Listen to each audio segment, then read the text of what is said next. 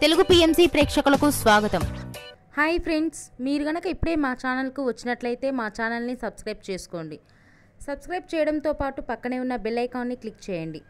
G తెలుగులో ప్రసారమవుతున్న serial మేఘ సందేశం start అయిన కొద్ది రోజుల్లోనే బుల్లితెర అభిమానుల్ని బాగా ఆకట్టుకుంది ఈ సీరియల్.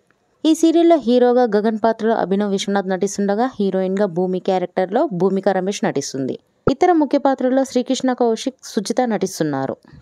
తాజాగా గగన్ తన లేటెస్ట్ వీడియోని అభిమానులతో పంచుకున్నాడు. ఆ వీడియోని మనం కూడా చూసేద్దాం.